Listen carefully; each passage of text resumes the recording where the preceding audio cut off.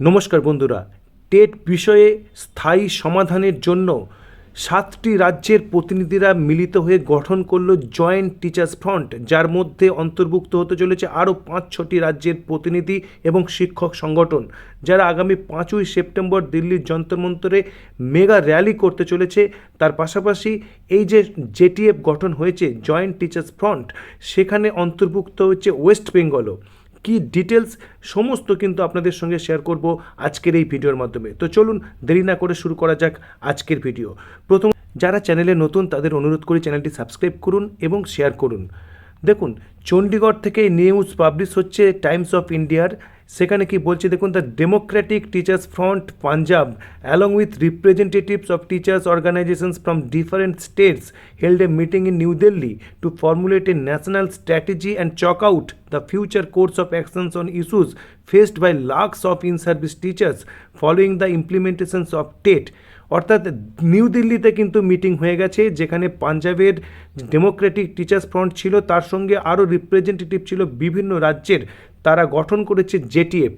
এবং দেখুন তার পাশাপাশি কি জানা যাচ্ছে, যেটি জানা যাচ্ছে, it was decided to launch a nation wide platform to press the central government to amend the RT act so that such teachers are exempted from the mandatory TET requirement. অর্থাৎ সেন্ট্রাল গভর্নমেন্টের উপরে চাপ সৃষ্টির জন্য যাতে RT অ্যাক্টের amendment হয়, সেই জন্য একটি নেশন ওয়াইড একটি প্ল্যাটফর্ম তারা গঠন করছে এবং তার নাম দিচ্ছে দেখুন joint teachers front of India.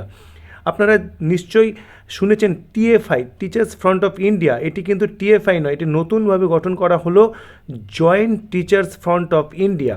এবং তার পাশাপাশি দেখুন এখানে ফ্রন্টের যে সিদ্ধান্ত সেটি হচ্ছে টেটের বাইরে তারা প্রাইভেটাইজেশন রিলেটেড যে বিষয় রয়েছে তারও বিরোধিতা করবে নেশন ওয়াইড, সেটিও কিন্তু ঠিক করেছে।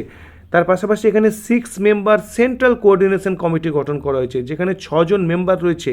দেখুন এই নামের মধ্যে কি কি রয়েছে: জগদীশ যাদব, বিজেন্দর মোর, বিক্রম দেব সিং, হিতেন্দ্র সাহসী, ভাস্কর ঘোষ। আপনারা নিশ্চয়ই জানেন উস্তি যে প্রাইমারি টিচার সংগঠন ওয়েস্ট বেঙ্গলের, তার যিনি কনভেনার ভাস্কর ঘোষ, তিনি কিন্তু এই যে কমিটি গঠন হয়েছে সেন্ট্রাল কোঅর্ডিনেশন কমিটি তার মধ্যে রয়েছে। অর্থাৎ ওয়েস্ট বেঙ্গল যোগ রয়েছে এই যে নতুন জেটিএফ গঠন করা হয়েছে সেখানে।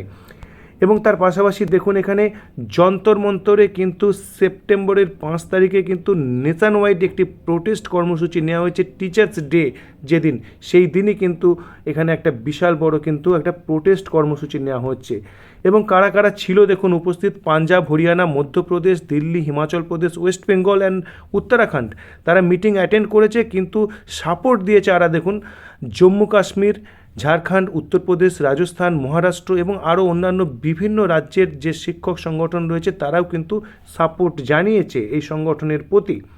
তার পাশাপাশি কি বলছে দেখুন, the participants also resolve that if the central government fails to amend the RT act during the current session of parliament, অর্থাৎ মনসুন সেশনে যদি আরটি অ্যাক্টের যদি অ্যামেন্ডমেন্ট না করে, তাহলে to address the issue of mandatory TET for the affected teachers are nation wide agitations will be launched from New Delhi on September 5 and it will continue with sustained program there after.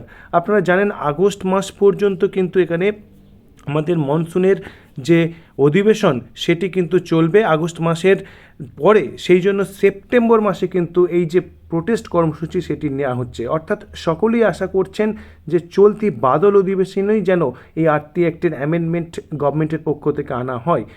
এবং তার পাশাপাশি এখানে কি বলছে যে awareness programme হবে এবং public outreach campaign হবে, যেটি স্টেট, ডিস্ট্রিক্ট এবং ব্লক লেভেল পর্যন্ত ছড়িয়ে দেওয়া হবে।